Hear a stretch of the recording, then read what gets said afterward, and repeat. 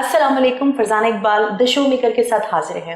इस शो में अपनी फील्ड के कामयाब लोगों को मदऊ किया जाता है, जिन्होंने अपनी कामयाबियों से ये साबित किया कि सफ़र अगर मुश्किल हो लेकिन मेहनत की जाए तो कामयाबी यकीनी है। हमारे आज के पहले मेहमान डायरेक्टर हैं ताजुद्दीन साहब। अस्सलाम वालेकुम। वालेकुम सलाम। आपकी आमद का बेहद शुक्रिया। हमारे आज के दूसरे मेहमान स्टिल फोटोग्राफर हैं शारिकुद्दीन साहब। अस्सलाम वालेकुम। वालेकुम अस्सलाम। आपकी आमद का बेहद शुक्रिया। ताजुद्दीन साहब, ये बताइए कि डायरेक्शन में आना ये आपका पैशन था या इत्तेफाक था? था तो ये मेरा इत्तेफाक ही। कुछ 2 साल पहले मेरे साथ जो होते थे वो शोबिज़ के हवाले से उनकी थी फिर काम, तो वो आकर हमें थोड़ा सा इंस्पायर करते थे कि आज इस तरह से। फिर एक दफ़ा मौका मिला मुझे जाने का, उनकी रिकॉर्डिंग देखने का, तो फिर मुझे लगा कि इसमें तो बड़ा टेक्निकल काम है ये। फिर वो आहिस्ता आहिस्ता मेरा पैशन बनता चला गया और फिर मैंने इस फील्ड को ज्वाइन किया।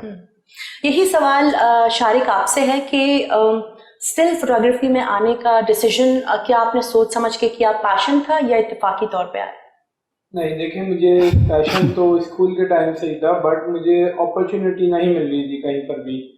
तो ऐसा हुआ कि स्कूल के वक्त में मैं मोबाइल से पिक्चर खींचता था।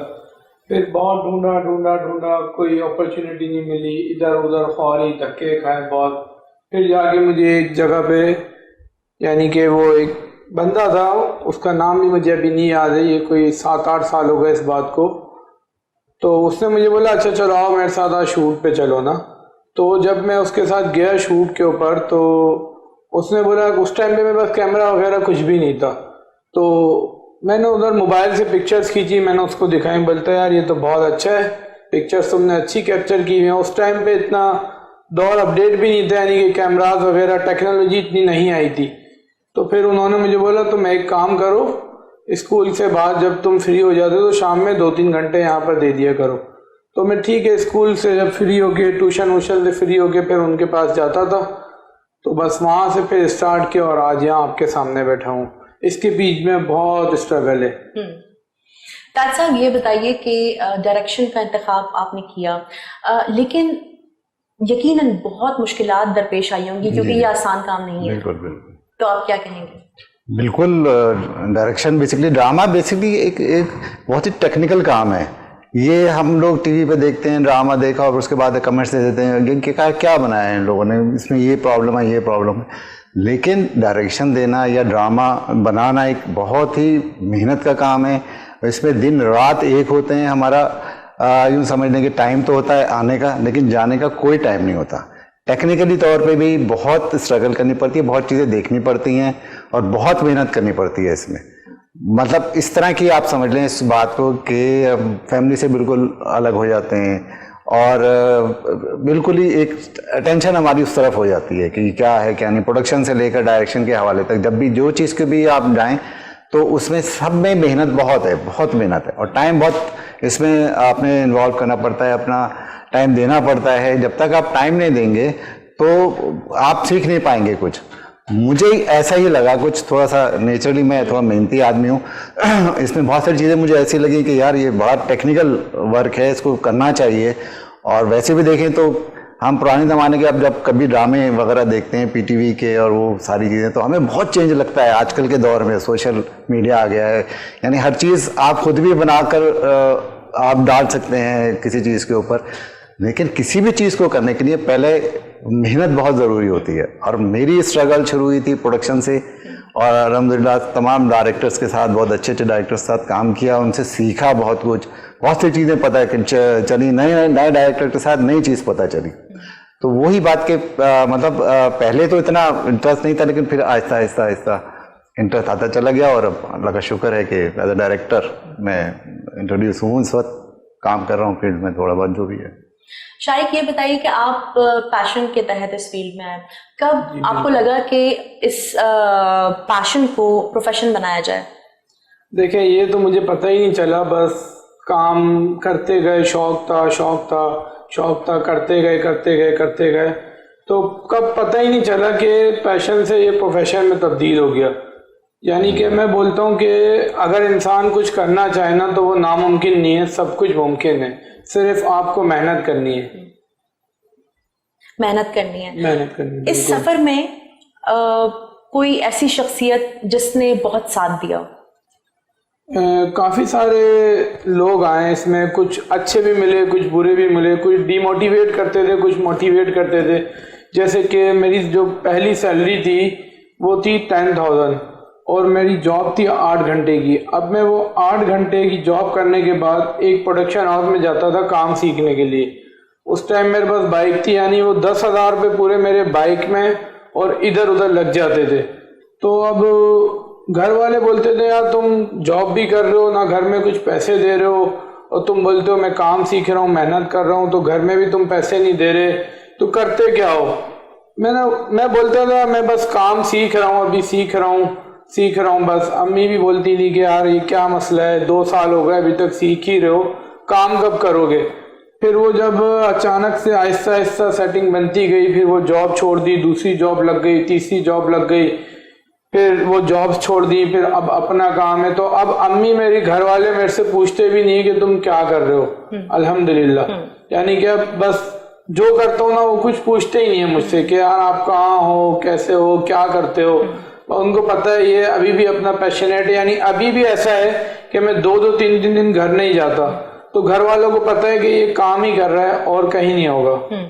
नाज़रीन, बिल्कुल ये सही बात है कि मेहनत का फल बहुत मीठा होता है, अगर देर से भी मिले, मेहनत रंग लाती है। ताज साहब, ये बताइए कि आप का साथ किन लोगों ने दिया और कहाँ पर आपको मायूसी हुई?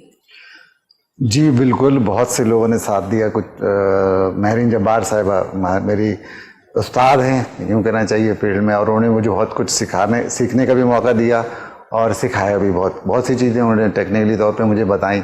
वहाँ से बहुत सी चीज़ें ऐसी पता चली जो डायरेक्शन के हवाले से मेरे लिए बहुत काम आई।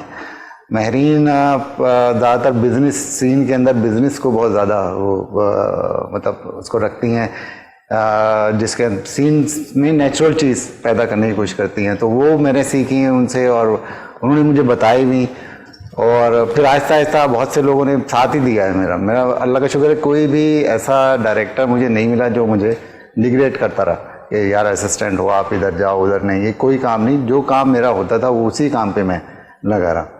और इसमें महरीन जब्बार हैं, बहुत सारे डायरेक्टर थे, बहुत अच्छे डायरेक्टर। सलमान साहब जो फिल्म डायरेक्टर थे, उन्होंने मुझे बहुत कुछ सिखाया। फ्रेम बनाना, वाइड फ्रेम जो फिल्म का अपना 35 mm का होता है, वो फ्रेम का समझाया मुझे शायद शफात साहब ने करैक्टराइजेशन समझाई कि करैक्टर किस तरह से आप डेवलप करें और किसी एक्टर को उस करैक्टर के मुतालिक किस तरह से आपने बताना है, किस तरह से उससे एक्टिंग करवानी है। और आगे बहुत सारे लोग आते रहे, उनसे बहुत कुछ सीखा मैंने। तो ये अल्लाह का शुक्र है, उन तमाम ने मुझे अप्रिशिएट ही किया, आगे बढ़ाने की उन्होंने मुझे कहा, कभी किसी ने डिग्रेड करने की कोशिश नहीं की। ये मेरे लिए बहुत ऑनर की बात है। शारिक, ये बताइए कि ऑब्जर्वेशन बहुत काम की चीज़ है किसी भी क्रिएटिव काम में, और स्टिल फोटोग्राफी में भी इस चीज़ का बहुत अमल दखल है। आप की अगर बात की जाए तो किस हद तक ये काम आई? ऑब्जर्वेशन के जहाँ तक ताल्लुक है तो ये बहुत ज़रूरी है। अगर आप कुछ भी कैप्चर करने जा रहे हैं, कुछ भी शूट करने जा रहे हैं, तो उसको पहले ऑब्जर्व करें। और मैं जिस तरीके से काम करता हूँ, मैं पहले पेपर वर्क करता हूँ।